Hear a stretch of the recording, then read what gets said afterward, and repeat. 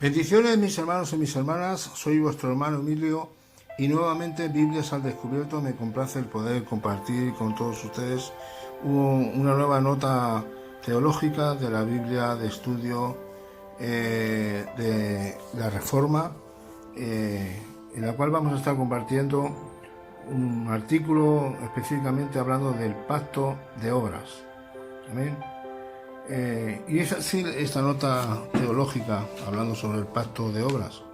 Dice así: cuando Adán y Eva fueron creados, quedaron sujetos a una relación moral con Dios, su creador.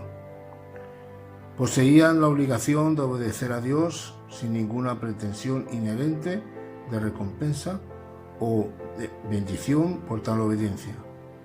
Sin embargo, Dios en su amor, en su misericordia y en su gracia, de forma voluntaria, entró en un pacto con sus criaturas en el que añadió una promesa de bendición a su ley. No fue un pacto en igualdad de condiciones, sino uno que dependía de la iniciativa y autoridad divina. El pacto original entre Dios y la humanidad era un pacto de obras. En este pacto, Dios exigía obediencia perfecta y total a su gobierno. Él prometió vida eterna como bendición por la obediencia, pero amenazó con muerte si su ley era desobedecida. Ningún ser humano, desde Adán hasta el presente, puede evitar el ser miembro de este pacto. Las personas podrían negarse a obedecer o incluso a admitir la existencia de tal pacto, pero no pueden escapar de él. Todos los seres humanos están en una relación de pacto con Dios, ya sea como los que lo infringen o los que lo guardan el pacto. El pacto de obras es el fundamento de nuestra necesidad de redención, porque lo hemos quebrantado, y de nuestra esperanza de redención, porque Cristo ha satisfecho sus términos por nosotros. Un solo pecado es suficiente para violar el pacto de obras y convertirnos en deudores que no pueden pagar su propia deuda ante Dios. Que tengamos, incluso después de un solo pecado, alguna esperanza de redención, se debe a la gracia de Dios y solo a su gracia. Las recompensas que recibiremos de parte de Dios en el cielo son también actos de gracia. Ellas son la culminación de sus dones de gracia.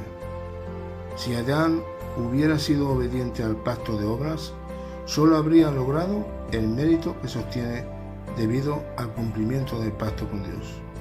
Como Adán cayó en el pecado, Dios en su misericordia añadió un nuevo pacto, que es el pacto de gracia, por el cual la salvación se hizo posible y se hizo real. Solo un ser humano ha guardado siempre el pacto de obras. Esa persona es Jesús. Su obra, como el segundo o nuevo Adán, satisfació todos los términos de nuestro pacto original con Dios. Su mérito, al cumplirlo, está disponible para todos aquellos que ponen su confianza en él. Jesús es la primera persona en entrar al cielo por sus buenas obras. Nosotros también entramos en el cielo por buenas obras, las buenas obras de Jesús. Ellas vienen a ser nuestras obras cuando recibimos a Cristo por la fe. Cuando ponemos nuestra fe en Cristo, Dios acredita las buenas obras de Cristo a nuestra cuenta. El pacto de gracia satisface el pacto de obras, porque Dios, en su gracia, aplica el mérito de Cristo a nuestra cuenta y en consecuencia, por gracia, cumplimos los términos que se estipulan en el pacto de obras. Amén y amén. Quiero decir algo, mis hermanos y mis hermanas. ¿Qué es un pacto, lo primero? Bien, pues un pacto es un acuerdo mutuo entre dos o varias personas. Por lo tanto,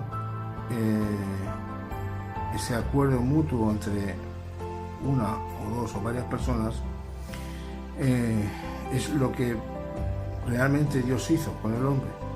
Dios hizo un pacto con Adán, con Eva, por el cual ellos lo único que tenían que hacer es obedecer todo aquello que Dios le estaba demandando. Y Dios, ¿qué le dijo?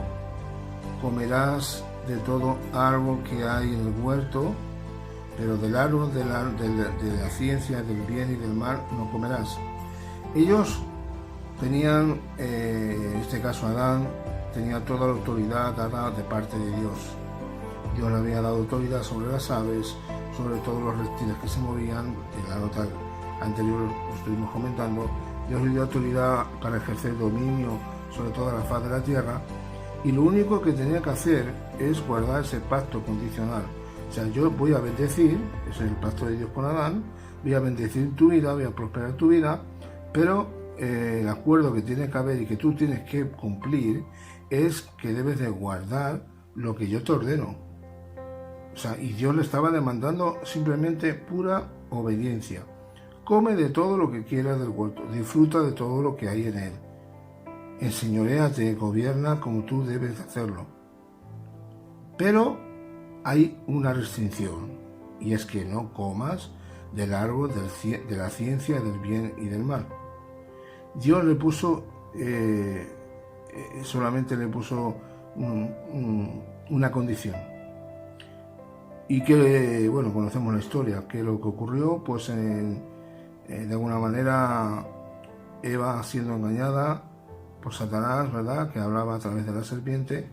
Bueno, pues ella fue engañada, comió del fruto prohibido de ese árbol y se le dio a comer también a su esposo, y por lo tanto pecaron. Y ese pacto fue quebrantado, el pacto de obras. Pero, por eso dice esta nota aclaratoria, dice así, ¿no? El pacto de obras es el fundamento de nuestra necesidad de redención, porque lo hemos quebrantado, y de nuestra esperanza de redención, porque Cristo ha satisfecho sus términos con nosotros. Y fíjese, un poquito más arriba, dice así, ningún ser humano desde Adán hasta el presente puede evitar el ser miembro de este pacto. Dios hizo un pacto con el hombre, y sabemos que el hombre descendemos de Adán, para cumplir ese pacto, ¿verdad?, ese acuerdo, ¿verdad?, de obedecerle a Dios. Las personas podían negarse o a obedecer o incluso a admitir la existencia de tal pacto, pero no pueden escapar de él. Ahora bien, todos los seres humanos están en una relación de pacto. Vuelvo a repetir por segunda vez esta pequeña frase, esta pequeña parte de la nota teológica. Todos los seres humanos están en una relación de pacto con Dios, ya sea como los que lo infringen o los que guardan el pacto. Amén. Todos. Hay personas que están infringiendo el pacto y hay personas que están guardando ese pacto, o sea, el obedecerle a Dios, ¿verdad? Entonces, por eso nosotros necesitamos el pacto de gracia. Y la diferencia entre el pacto de obras y el pacto de gracia es que solamente hay un mediador entre Dios y los hombres, que es por medio de Jesucristo, ¿verdad? Entonces, el único hombre capaz de poder cumplir con todas las buenas obras que Dios está demandando del hombre, el único hombre de la tierra que pudo cumplir no solamente los 10 mandamientos de la ley moral que Dios dio al pueblo de Israel, sino que también fue el único capaz de cumplir incluso hasta las leyes ceremoniales escritas por la mano de Moisés, pero dadas también por Dios, ¿verdad? Fue Cristo Jesús. Dice así, dice, un solo pecado es suficiente para violar el pacto de obras y convertirnos en deudores que no pueden pagar, ¿verdad? La ley demandaba obediencia total y absoluta. En el momento que inquebrantaras un mandamiento de la ley, estabas muerto, o sea, no podías infringir ninguno, sino en el momento que quebrantaras algún mandamiento de la ley que estaba demandando, te convertías en transgresor de la ley, ¿verdad? Entonces necesitamos que de alguna manera un hombre fuera capaz de poder llevar y cargar, ¿no?, con todo ese peso, ¿verdad?, de la ley moral, la ley ceremonial, porque nadie ha podido cumplir todo al 100%. El ser humano es inconstante en sus caminos y el pecado fue lo que manchó, ¿verdad?, la imagen y semejanza de Dios, ¿verdad?, en nosotros, y no podemos ser, el ser humano fuera de Dios, no podemos ser un reflejo de la imagen de Cristo, ¿verdad?, una imagen de la semejanza de Dios, porque el pecado nos ha distorsionado, ¿verdad?, ha empañado esa imagen y semejanza de Dios en nosotros. Por lo tanto, necesitamos de Cristo para poder recuperarla, como dije en la nota teológica anterior, ¿verdad? Y en esto estamos en lo mismo. Necesitamos de Cristo de nuevo. ¿Por qué? Porque fue el único capaz de poder sobrellevar y poder cumplir 100% toda la demanda de la ley, ¿verdad?, de guardar su ley moral y su ley ceremonial. El único fue Cristo, no hay otro. Y por lo tanto, necesitamos del Señor, ¿verdad? Las recompensas que recibiremos de parte de Dios en el cielo son también actos de gracia. Y ellas son la culminación de sus dones de gracia.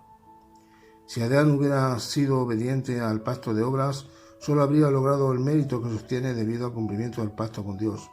Así que como Adán cayó en pecado, Dios en su misericordia añadió un nuevo pacto, y es el pacto de gracia por el cual la salvación se hizo posible y se hizo real. Vuelvo a repetir por segunda vez. Solo un ser humano ha guardado siempre el pacto de obras, y ese se llama Cristo Jesús. Su obra, como el segundo o nuevo Adán, satisfació todos los términos de nuestro pacto original con Dios. Dice la Escritura que ahí está el primer Adán y está el posterior Adán, ¿verdad? Así como en el primer Adán quebrantó la ley, pecó, ¿verdad? Y esta consecuencia del pecado afectó a toda la raza humana, afectó a toda la tierra en general. El pecado y la transgresión de Adán afectó a la propia naturaleza, ¿verdad? En Cristo Jesús se restaura todo. En Cristo Jesús, ¿verdad?, es de la única manera que podemos reconciliarnos para con Dios.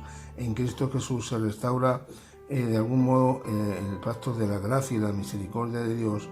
Lo que nosotros no pudimos cumplir por nuestro pecado, Él lo cumplió por nosotros.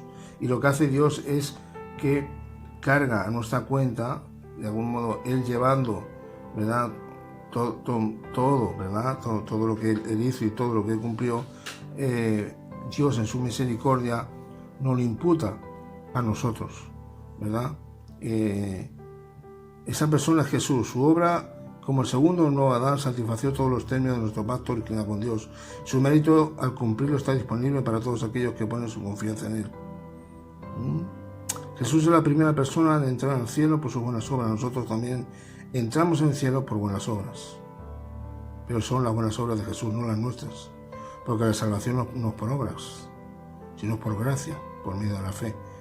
Efesios capítulo 2, versículo 8 y verso 9. Porque en el verso 9 dice, no por obras para que nadie se gloríe. Por lo tanto, las acciones buenas que nos llevarán un día a estar ante la presencia de Dios no serán por nuestras buenas acciones ni por nuestras buenas obras, sino serán por las obras de Cristo, porque el mérito se lo llevó Cristo.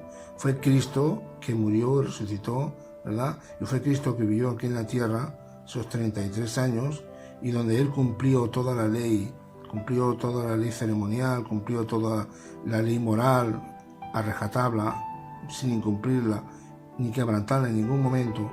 Y nosotros en Él, el mérito se lo lleva a Él, pero a nosotros Dios nos imputa, ¿verdad?, todo ese mérito que Él hizo, nos imputa, nos lo carga a nosotros, para que por confiar en Cristo Jesús, por poner la fe en Cristo Jesús, nosotros recibimos también el favor de Dios, ¿verdad?